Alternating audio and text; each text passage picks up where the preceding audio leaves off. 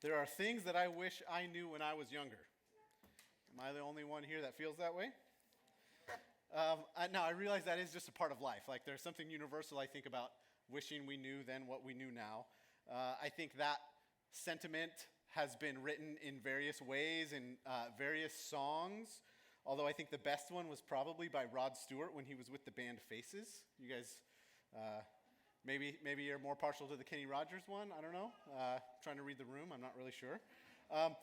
Even though there are many things that I wish I knew in my younger days, there are a few that I think would have actually made a significant difference in my life. Now, not necessarily changed where I ended up, because I really love where I ended up and I wouldn't want to change that, but I think that there are things that could have made the trip a little more smooth to get here. And the topic that we're going to be talking about this morning is, I think, one of those things. It's the fourth topic of our GodSpace series, and it's listening.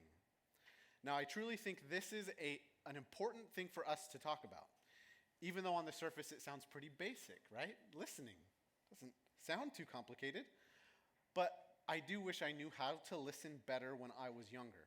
But there's also another reason that I think it's important that we talk about this, because I think that good listening seems to be disappearing in our culture today. You know, in kind of the flurry of last year's midterm elections, there was something that stood out to me, and it was a poll that NBC News and Wall Street Journal did, and they found that 80% of people in our country see our country as either mainly or totally divided, right? Totally divided country. 8 out of 10 people. You can't get 8 out of 10 people to agree on anything anymore unless it's that we can't agree on anything. Then you can get 8 out of 10, and even more than that. A full 90% of people that were part of this survey believed that the political divisions in our country were a serious problem, right? Like a threat to our way of life. More good listening, it would seem, could benefit all of us in our daily lives. But I think that the sad thing is that as a society, as a culture, we are less and less able to actually do it.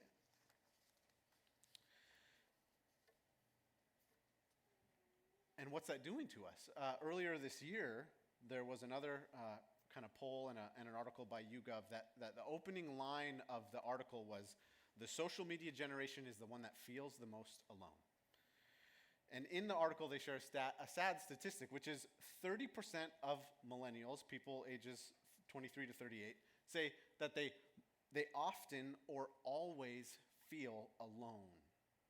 Now, even though that number is the highest for that age group, the millennial age group, it's actually up for everybody across the board. It's just most up for them, which means that people in our community, the people we see every day, statistically, some of you guys in this room feel alone. And I think it is one of kind of the big paradoxes of our day, is that right now we have more technology than we've ever had that can connect us to one another, and really kind of live in the most comfortable time to be alive in the history of civilization. And yet, we feel, collectively as a group, like we feel more lonely than any previous time that we've been able to measure it. Something is obviously broken. Now, I don't want to simplify, I don't want to try to oversimplify things. There are a lot of different factors and layers, and there are still a lot of books to be written on what's messed up about us in 2019. But no matter how you slice it, I think one of the big factors is how we communicate with each other, or we don't communicate with each other, right? Now, we cannot overcome loneliness without connecting with somebody else. And we cannot connect without communicating, and we cannot communicate without listening. So what I kind of want to share in our time this morning is really the answer to the question, who are you listening to? And so I kind of want to look at that through a couple different lenses, but the first lens I want to look at through is listening as worship. Now, this might sound a little funny, but I think it is a helpful way to think about this. What or who you listen to will eventually have a significant impact on your life. I think most of you guys have probably figured this out already, but every second of every day, there are things competing for your attention.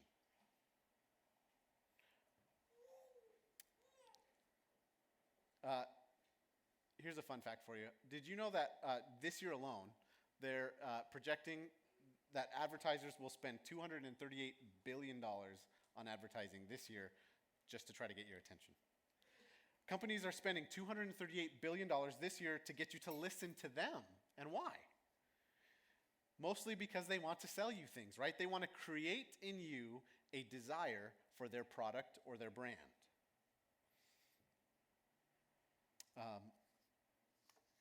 Anybody in here have a iPhone 11? Nobody? All right, you guys passed the test. How many of you guys know how many cameras an iPhone 11 has? Oh, see? So Apple, you are listening at least a little bit to Apple. Apple has your ear a little bit. Believe it or not, when we listen to things, by listening, we are giving value to them. We are assigning a value to them. So the more that I internalize what I hear from someone, the more value I am kind of giving them. So here's an example of that.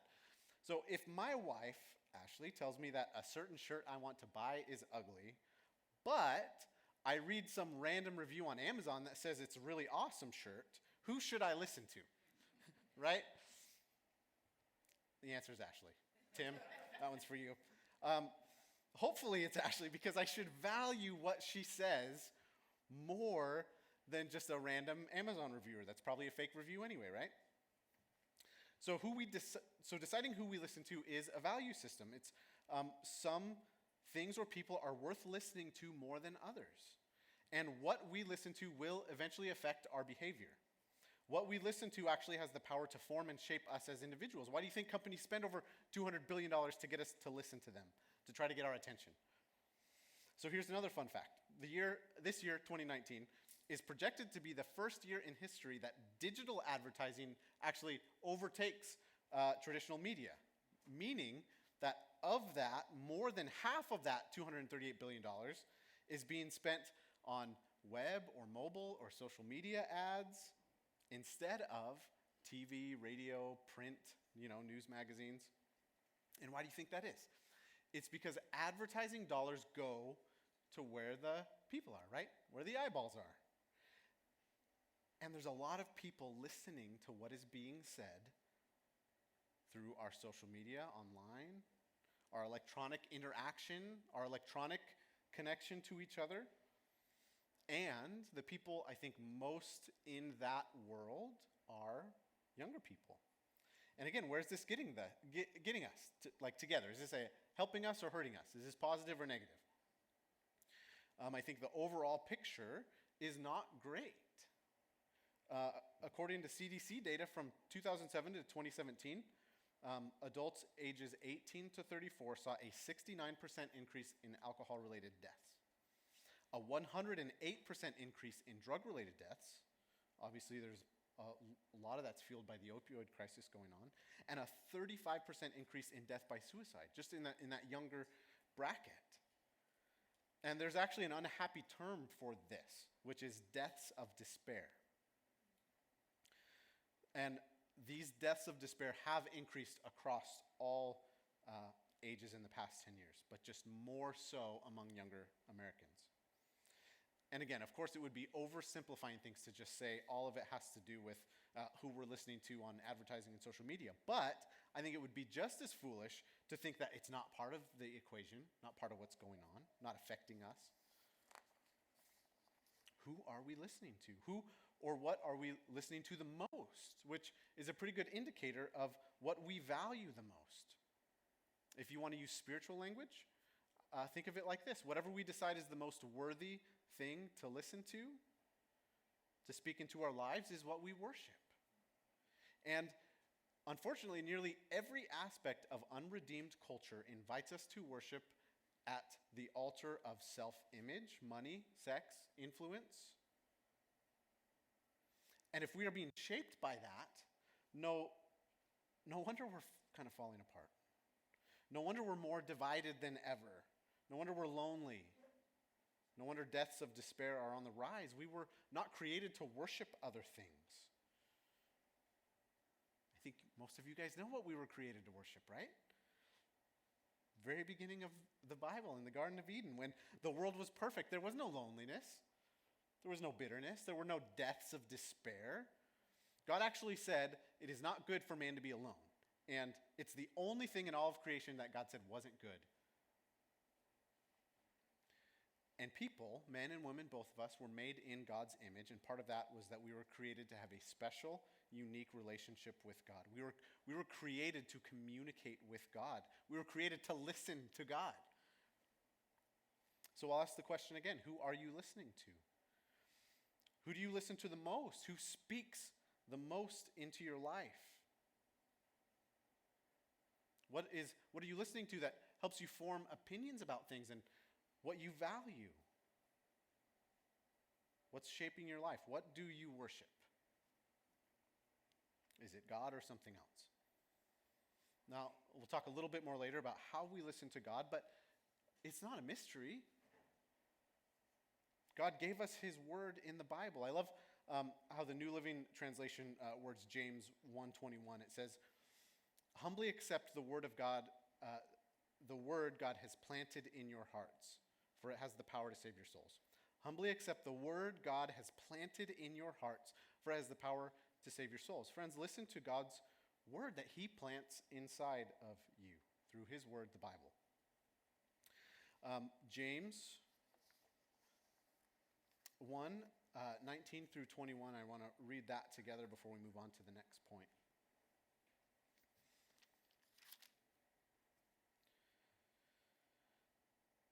Know this, my beloved brothers and sisters. Let every person be quick to hear, slow to speak, slow to anger. For the anger of man does not produce the righteousness of God. Therefore put away all filthiness and rampant wickedness and receive with meekness the implanted word, which is able to save your souls. Looking at that passage, he says, let every person be quick to hear, slow to speak, slow to anger. Doesn't that pretty much sound like the exact opposite of how most people operate today?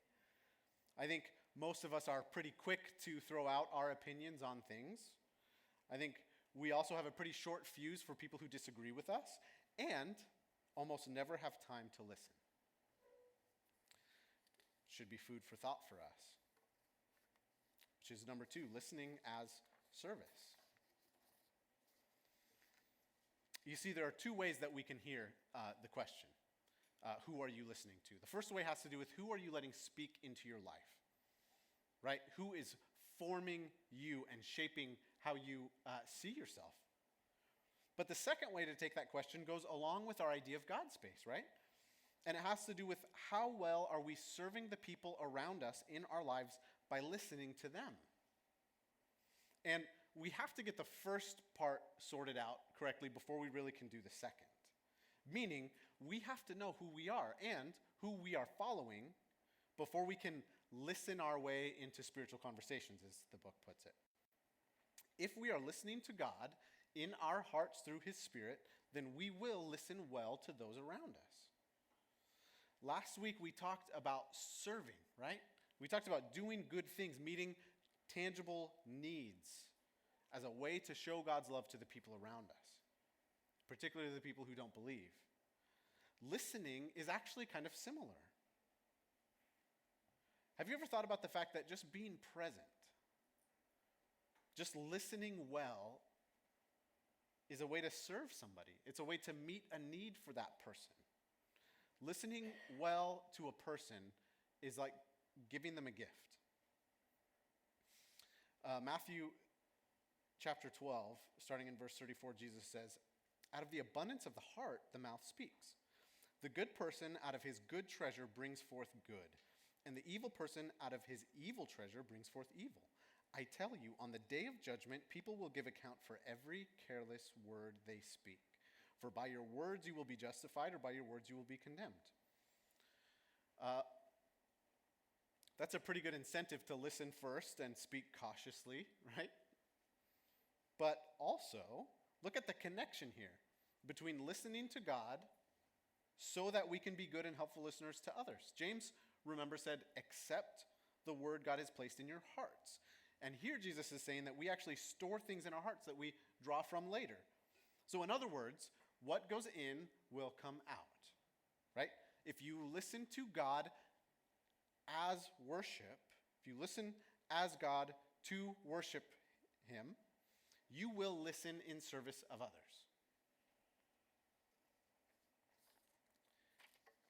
In the book GodSpace, the author says this: nothing creates GodSpace faster than spirit-led listening. When we demonstrate that we are truly seeking to understand people, not simply change their point of view, we create a safe environment that allows them to open up at a deeper level. As others feel genuinely understood, they also begin to better understand themselves.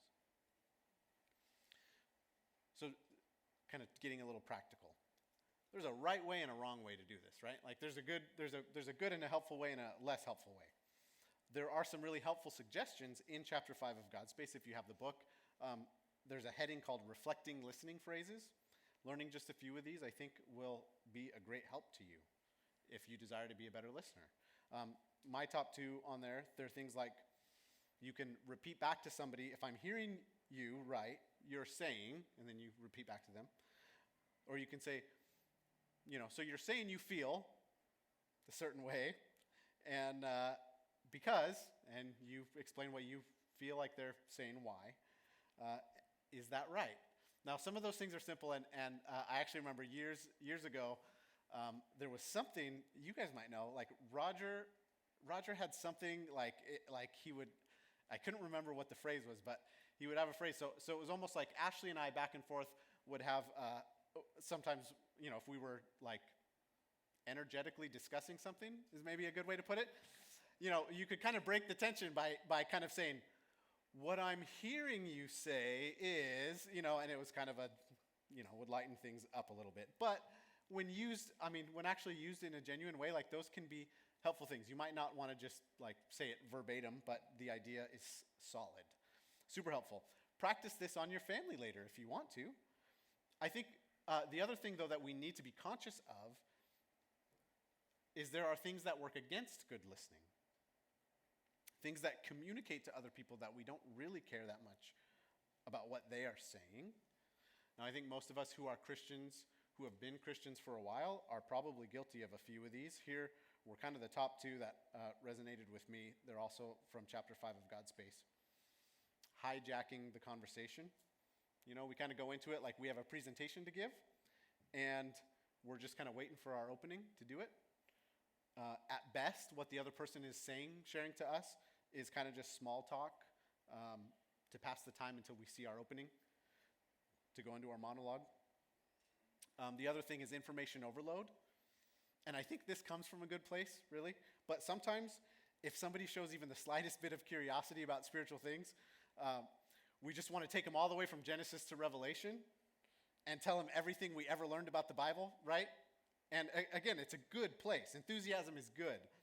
But believe it or not, sometimes it's hard for people to try to get like 3 semesters worth of Bible study in a 20-minute conversation from a friend that they thought just wanted to have coffee with them and catch up. Maybe you should practice these on your family later too. See how they respond. We do need to be mindful of how we are listening, how we talk to people, especially people who are not followers of Jesus. I think you can show genuine care for people, and that goes a long way. You might not say everything right, and you might go for a while not saying anything at all. But I guarantee that it will communicate love and care to that person. Just don't forget that the opposite is true. If you care more about saying what you want to say, no matter how much you have to kind of force it, that communicates something too. Only instead of care and love, that communicates to them that your agenda is more important than they are. And I think we've all probably had that experience talking with somebody, right? A person that just kind of wants to talk at you, not with you, doesn't really let you get a word in edgewise. It's not a whole lot of fun. And sometimes you kind of just want them to get their spiel over with so you can be on your way. So remember, as you listen as worship to God, you will listen in service to others. Number 3, listening as a lifestyle. Because the question is kind of, where do we go with this, right? How does this kind of listening really become a part of our daily life? How do we engage our hearts in God's mission, notice the needs of the people around us, serve them by meeting a tangible need, notice the needs, serve them, and listen to them in a way that communicates to them love and care in the hope that eventually they're going to meet Jesus. When I was a teenager, I had a very quiet but very strong, stubborn streak. You would never in a million years catch me like yelling at my mom or maybe saying something disrespectful to a teacher or a boss or whatever. But when I decided I wanted to do something, you would have needed a tractor to pull me away from it. And I'm probably not the only one here who's like that. I won't call anybody else out on that. But let's just call it being strong-willed, because that sounds a little bit better, right? But having a strong will is enough to keep us doing behaviors for a while. Like, having a strong will can change our behavior for a while. Like, if I want to be a better Christian, if I want to notice and serve and listen, if I want to do that better, I probably can for a while. But that's not necessarily going to change my life permanently. That's not going to change the way, my lifestyle, the way I live my life. Changing behavior does not equal a change of heart. Now, listening to God as worship gets our hearts in the right position. And why is that? Because if you're going to listen to God the most as the thing in your life that is most worthy to be listened to, most worthy to shape your life, then you will have to listen to other things less. You can't have three things that are all the number one thing that you listen to. Number one is by definition only one thing. And I'll bet most of us, if we're honest, can think of a time in our life that God was not the number one thing we listened to. Not that we didn't believe or didn't care or didn't love him, but he was not the number one voice that was shaping your life, what you cared about, what you valued, what you did with your money or your time or relationships. And if it's not God, it's something else. Like I said earlier, nearly every part of culture that is unredeemed is calling us to worship something other than God. And these things all speak very loudly in our culture. They speak loudly in the workplace and in schools and education and sports teams. But the thing about these other things, these false gods to worship, no matter how much you try, no matter how much you give to them, how much you sacrifice, it's never enough to feel like you've made it. It's never enough to really feel safe. There's always going to be something else, something more. You can kill yourself trying to find your identity in your job or your house or your 401k or your family. And the tragic thing is some people do, literally, give their life for these things. And remember, it's happening more. It's on the rise.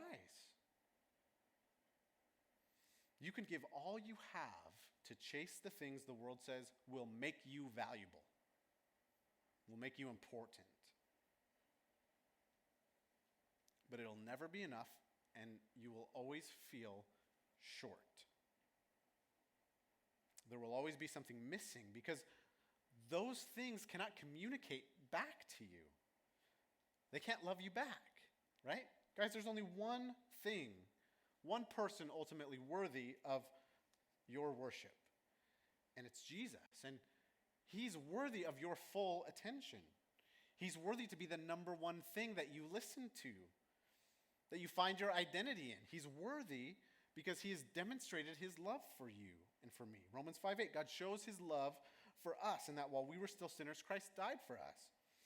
While we were still chasing those other things, money, job, relationships, desperately searching for our sense of worth and our purpose in those things, while we were ignoring Jesus, he chose to leave the glory of heaven and come to earth to rescue us. In his great love, he noticed our need. He came to serve us by bringing us back into relationship with him, and now he listens to us. And that should change you, should change your heart, should change why we do things. And that can change in us give us the ability to listen to others with compassion, because that's how Jesus listened to us. Let's pray.